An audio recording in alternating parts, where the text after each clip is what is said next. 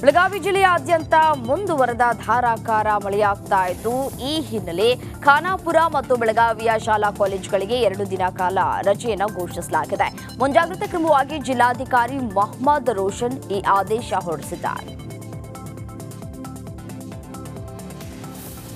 ಮಹಾರಾಷ್ಟ್ರದ ಘಟ್ಟ ಪ್ರದೇಶದಲ್ಲಿ ಧಾರಾಕಾರ ಮಳೆಯಾಗಿದೆ. ಈ ಹಿನ್ನೆಲೆ ವೇದಗಂಗಾ, ಪಂಚಗಂಗಾ, ಹಿರಣ್ಯಕೇಶಿ ಹಾಗೂ ಕೃಷ್ಣಾ ನದಿಗಳು ಉಕ್ಕಿ ಹರಿತಾ ಇದೆ. ಚಿಕ್ಕೋಡಿ ಉಪವಿಭಾಗದ 9 ಸೇತುವೆ ಮುಳುಗಡೆಯಾಗಿದೆ.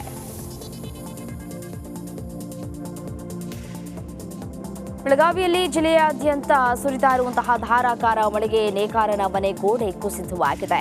ಸುಳೆಭಾವಿ ಗ್ರಾಮದ ದ್ಯಾಮಪ್ಪ ನಾನಾಬರ ಎಂಬುವವರ ಮನೆ ಗೋಡೆ ಕುಸಿತಗೊಂಡಿದೆ. ಗೋಡೆ ಕುಸಿತ ಇದ್ದಂತೆ ಮನೆಯಿಂದ ಹೊರಗಡೆ ಓಡ್ ಬಂದು ದ್ಯಾಮಪ್ಪ ಪ್ರಾಣವನ್ನ ಉಳಿಸಿಕೊಂಡಿದ್ದಾರೆ. ಚಿಕ್ಕೋಡಿ ಉಪವಿಭಾಗದ ನದಿಗಳ ಮಟ್ಟ ಏರಿಕೆ ಹಿನ್ನೆಲೆ ಕೃಷ್ಣಾ ನದಿ ತಟದ ಗ್ರಾಮಗಳಿಗೆ ಪರಿಷತ್ ಸದಸ್ಯ ಪ್ರಕಾಶ ಹುಕ್ಕೇರಿ ಭೇಟಿಯನ್ನು ನೀಡಿದ್ದಾರೆ.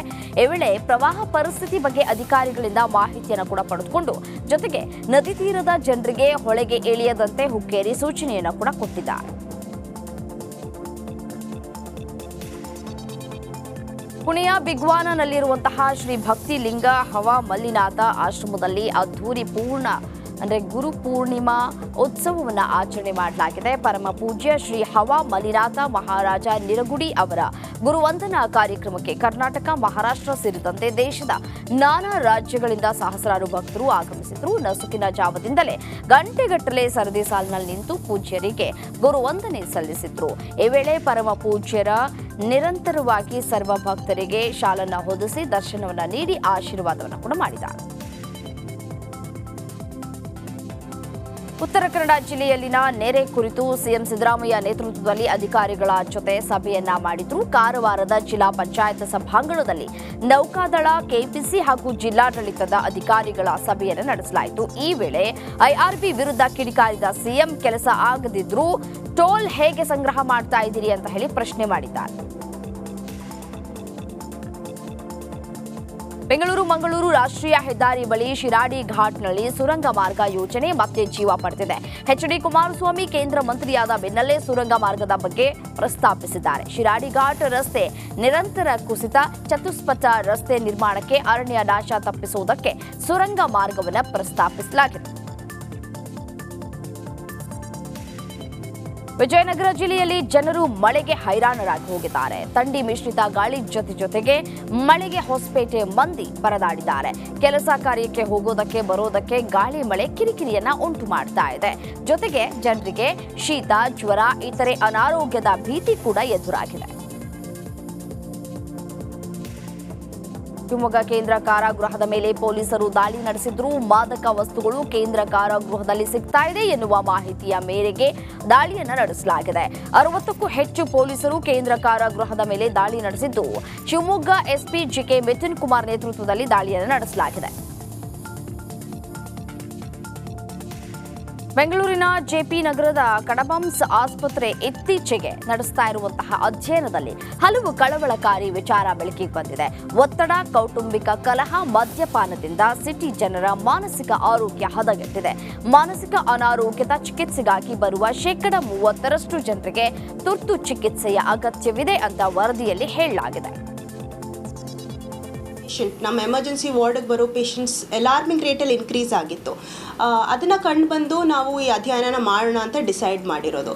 It was conducted over A 7 month period. About 19,000+ ಪೇಷಂಟ್ಸ್ನ ನಾವು ನೋಡಿದ್ವಿ. Common age group being 20 years to 60 years. So ಈ ಅಧ್ಯಯನ ಮಾಡಿದಾಗ ನಾವು ಕಂಡು ಬಂದಿರೋ ರಿಸಲ್ಟ್ಸ್ ಏನಂದರೆ, ಕಾಮನ್ ಏಜ್ ಗ್ರೂಪ್ ಎಮರ್ಜೆನ್ಸಿ ಅಂತ ಹೇಳಿ ಕರ್ಕೊಂಬರೋ ಪೇಷಂಟ್ಸ್ನ age group 30 to 40 years most common ಆಗಿ ಕಂಡು ಬಂದಿತ್ತು. ಪ್ಲಸ್ ಮೇಲ್ಸ್ ಒಂದು 60% ಅದರಲ್ಲಿ ಮೇಲ್ಸ್ ಇತ್ತು, 40% ಫೀಮೇಲ್ಸ್ ಇತ್ತು. ಈ ಎಮರ್ಜೆನ್ಸಿ ಪೇಷಂಟ್, ನಮ್ಮ ಎಮರ್ಜೆನ್ಸಿ ವಾರ್ಡ್ಗೆ ಬರೋ ಪೇಷಂಟ್ಸ್ ಅಲಾರ್ಮಿಂಗ್ ರೇಟಲ್ಲಿ ಇನ್ಕ್ರೀಸ್ ಆಗಿತ್ತು. ಅದನ್ನು ಕಂಡು ಬಂದು ನಾವು ಈ ಅಧ್ಯಯನ ಮಾಡೋಣ ಅಂತ ಡಿಸೈಡ್ ಮಾಡಿರೋದು. It was conducted over A 7 month period. About 19,000+ ಪೇಷಂಟ್ಸ್ನ ನಾವು ನೋಡಿದ್ವಿ. Common age group being 20 years to 60 years. So ಈ ಅಧ್ಯಯನ ಮಾಡಿದಾಗ ನಾವು ಕಂಡು ಬಂದಿರೋ ರಿಸಲ್ಟ್ಸ್ ಏನಂದರೆ, ಕಾಮನ್ ಏಜ್ ಗ್ರೂಪ್ ಎಮರ್ಜೆನ್ಸಿ ಅಂತ ಹೇಳಿ ಕರ್ಕೊಂಬರೋ ಪೇಷಂಟ್ಸ್ನ age group 30 to 40 years most common ಆಗಿ ಕಂಡು ಬಂದಿತ್ತು. ಮೂಲಭೂತ ಸೌಕರ್ಯ ಒದಗಿಸದ ಮಂತ್ರಿ ಗ್ರೂಪ್ನ ವಿರುದ್ಧ ಮಂತ್ರಿ ಸೆರೆನಿಟಿ ಅಪಾರ್ಟ್ಮೆಂಟ್ ನಿವಾಸಿಗಳು ಸಿಡಿದೆದ್ದಿದ್ದಾರೆ. ಆಡಳಿತ ಮಂಡಳಿ ವಿರುದ್ಧ ಸುಬ್ರಹ್ಮಣ್ಯಪುರ ಪೊಲೀಸ್ ಠಾಣೆಯಲ್ಲಿ ದೂರು ದಾಖಲಾಗಿದೆ. ಕಳೆದ 2 ದಿನದಿಂದ ಪವರ್ ಕಟ್ ಮಾಡಿದ್ದಾರೆ, ಲಿಫ್ಟ್ ವರ್ಕ್ ಆಗ್ತಾ ಇಲ್ಲ, ಕುಡಿಯೋದಕ್ಕೆ ನೀರಿಲ್ಲ, ಇದುವರೆಗೂ ಯಾವುದೇ ಮೂಲಭೂತ ಸೌಲಭ್ಯ ನೀಡಿಲ್ಲ ಅಂತ ದೂರಿನಲ್ಲಿ ನಿವಾಸಿಗಳು ಆರೋಪ ಮಾಡಿದ್ದಾರೆ. ಫೋನ್ ಪೇ ಸಿಇಒ ಕನ್ನಡಿಗರ ಬಳಿ ಕ್ಷಮೆ ಕೇಳಿದ್ದಾರೆ. ಕನ್ನಡಿಗರ ಬಾಯ್ಕಟ್ ಅಭಿಯಾನಕ್ಕೆ ಫೋನ್ ಪೇ ಸಿಇಒ ಸಮೀರ್ ಮಂಡಿಯೂರಿದ್ದಾರೆ. ಫೋನ್ ಪೇ ಸಿಇಒ ಕನ್ನಡಿಗರ ಮೀಸಲಾತಿ ವಿರೋಧಿಸಿದ್ರು, ಇದಕ್ಕೆ ಕ್ಷಮೆ ಯಾಚಿಸಿ ಸ್ಪಷ್ಟನೆಯನ್ನ ನೀಡಿದ್ದಾರೆ. ಕರ್ನಾಟಕವನ್ನ ಅವಮಾನಿಸೋದು ನನ್ನ ಉದ್ದೇಶ ಆಗಿರಲಿಲ್ಲ. ನನ್ನ ಮಾತಿನಿಂದ ಯಾರಿಗಾದರೂ ನೋವಾಗಿದ್ರೆ ನಾನು ನಿಜವಾಗಿಯೂ ಕ್ಷಮೆ ಯಾಚಿಸ್ತೇನೆ ಅಂದರು. ಕನ್ನಡಿಗರಿಗೆ ಉದ್ಯೋಗ ಮೀಸಲಾತಿ ಸಂಬಂಧ ಅಭಿಪ್ರಾಯ ಸಂಗ್ರಹಿಸಲಾಯಿತು. ವಯೋಕಾನ್ ಸಂಸ್ಥೆ ವಿರುದ್ಧ ಜನಾಕ್ರೋಶ ವ್ಯಕ್ತವಾಗಿದೆ. ಸಂಸ್ಥೆಯ ಹೆಸರಿನ ಬೋರ್ಡ್ಗೆ ಕಪ್ಪು ಬಣ್ಣ ಬಳಿದು ಆಕ್ರೋಶ ವ್ಯಕ್ತಪಡಿಸಿದ್ರು. ಉದ್ಯೋಗ ಮೀಸಲಾತಿಯನ್ನ ಕಿರಣ್ ಮಜುಮ್ದಾರ್ ವಿರೋಧಿಸಿದ್ರು. ಬೆಂಗಳೂರಿನಲ್ಲಿ ಫಲಕಕ್ಕೆ ಕಪ್ಪು ಮಸಿ ಬಳಿದು ಕನ್ನಡ ಪರ ಹೋರಾಟಗಾರರು ಆಕ್ರೋಶವನ್ನು ವ್ಯಕ್ತಪಡಿಸಿದ್ದಾರೆ. ವಾಣಿಜ್ಯ ನಗರಿ ಹುಬ್ಬಳ್ಳಿ ಮತ್ತೆ ಬೆಚ್ಚಿ ಬಿದ್ದಿದೆ. ದೇವಸ್ಥಾನದ ಪೂಜಾರಿಯನ್ನ ದುಷ್ಕರ್ಮಿಗಳು ಬರ್ಬರವಾಗಿ ಹತ್ಯೆಗೈದಿದ್ದಾರೆ. ಚಾಕುವಿನಿಂದ ಇರಿದು ದೇವೇಂದ್ರಪ್ಪ ಹೊನ್ನಳ್ಳಿ ಎಂಬಾತನನ್ನ ಕೊಲೆ ಮಾಡಿ ಹಂತಕರು ಎಸ್ಕೇಪ್ ಆಗಿದ್ದಾರೆ. ವೈಷ್ಣೋದೇವಿ ದೇಗುಲದಲ್ಲಿ ದೇವೇಂದ್ರಪ್ಪ ಪೂಜಾರಿಯಾಗಿದ್ರು. ಈ ಸಂಬಂಧ ನವನಗರ ಠಾಣೆಯಲ್ಲಿ ಪ್ರಕರಣ ದಾಖಲಾಗಿದೆ. ದೇವಸ್ಥಾನದ ಪೂಜಾರಿ ಕೊಲೆ ಪ್ರಕರಣ ಸಂಬಂಧ ಘಟನಾ ಸ್ಥಳಕ್ಕೆ ಪೊಲೀಸ್ ಆಯುಕ್ತ ಎನ್ ಶಶಿಕುಮಾರ್ ಭೇಟಿ ನೀಡಿ ಪರಿಶೀಲನೆ ನಡೆಸಿದ್ರು. ಬಳಿಕ ಮಾತನಾಡಿದ ಅವರು, ಬ್ಲ್ಯಾಕ್ ಮ್ಯಾಜಿಕ್ ಇತ್ಯಾದಿ ಮಾಡ್ತಾ ಇದ್ದ ಮಾತು ಕೇಳಿಬಂದಿದೆ. ಆದರೆ ಕೊಲೆಗೆ ನಿಖರ ಕಾರಣ ಏನು ಅನ್ನೋದು ತಿಳಿದು ಬಂದಿಲ್ಲ. ಓರ್ವ ವ್ಯಕ್ತಿಯಿಂದ ಕೃತ್ಯ ನಡೆದಿದೆ ಎಂಬ ಮಾಹಿತಿ ಲಭ್ಯವಾಗಿದೆ.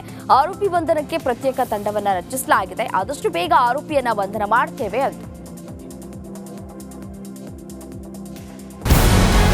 ನಮಸ್ಕಾರ, ಕರ್ನಾಟಕ ಪ್ರೈಮ್ ಟೈಮ್ಗೆ ಸ್ವಾಗತ. ನಾನು ಜಯಪ್ರಕಾಶ್ ಶೆಟ್ಟಿ. ಇಡೀ ಕರ್ನಾಡು ಇವತ್ತು ರೆಬೆಲ್ ಆಗಿ ನಿಂತಿದೆ. ಈ ಹಗರಣಗಳನ್ನು ಸದನದಲ್ಲಿ ಪ್ರಸ್ತಾಪ ಮಾಡಲು ಕೂಡ ಕಾಂಗ್ರೆಸ್ ಹಿಂದೇಟು ಹಾಕಿದ್ದೇಕೆ? ನಿಮ್ಗೆ ಸಂಬಳ ಅದಕ್ಕೆ, ನಿಮಗೆ ವಾಹನ ಅದಕ್ಕೆ, ನಿಮಗೆ ವೆಪನ್ ಅದಕ್ಕೆ, ನೀವು ಅದನ್ನು ಸೆರೆ ಹಿಡಿಬೇಕಾಗಿತ್ತು. ನೀವು ವಿದ್ಯುತ್ ಬರ ಇದೆ ಅಂತ ಹೇಳ್ತಾ ಇದ್ದೀರಿ, ಎಲ್ಲಿ ಬರ ಇದೆ ನೀವು ಹೇಳಬೇಕು. ಪಾಕಿಸ್ತಾನ್ ಆಕ್ಯುಪೈಡ್ ಕಾಶ್ಮೀರ್ ಅದು ಎಂದೆಂದಿಗೂ ನಮ್ಮದು. 40 ಮೆಷಿನ್ಗಳು ತಂದಿತ್ತು ನೋಟ್ ಎಣಿಸುವುದಕ್ಕೆ, ಅದೇ ಹಾಳಾಗಿದೆ. ಮಥುರಾದ ಗಲಾಟೆ ಇದೆಯಲ್ಲ, ಅದು ಸ್ಥಳೀಯವಾಗಿ ಕೂತು ಪರಿಹರಿಸಬಹುದಾದಂಥ ಕಾನೂನಿದೆ. ಗ್ಯಾರಂಟಿ ಯೋಜನೆಯಿಂದ ನಷ್ಟ ಆಗಿದೆ, ಲಾಭ ಆಗಿದೆ, ದಯವಿಟ್ಟು ಹೇಳಿ. Dawood Ibrahim most wanted criminal ಯಾವಾಗಾದ ಅಂದರೆ ಇಲ್ಲಿ ತನಕ ಭಾರತ ದೇಶದಲ್ಲಿ ಓರ್ವ ದಲಿತ ಪ್ರಧಾನಿಯಾದಂಥ ಇತಿಹಾಸವೇ ಇಲ್ಲ.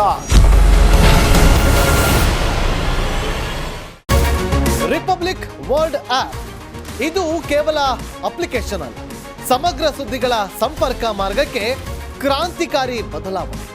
ರಿಪಬ್ಲಿಕ್ ವರ್ಲ್ಡ್ ಆಪ್ ಕೇವಲ ಸುದ್ದಿ ಅಪ್ಲಿಕೇಶನ್ ಅನ್ನ ಪರಿಚಯ ಮಾಡ್ತಾ ಇಲ್ಲ, ಬದಲಾಗಿ ಡಿಜಿಟಲ್ ಸುದ್ದಿ ಬಳಕೆಯ ಹೊಸ ಯುಗಕ್ಕೆ ನಾಂದಿ ಹಾಡ್ತಾ ಇದೆ.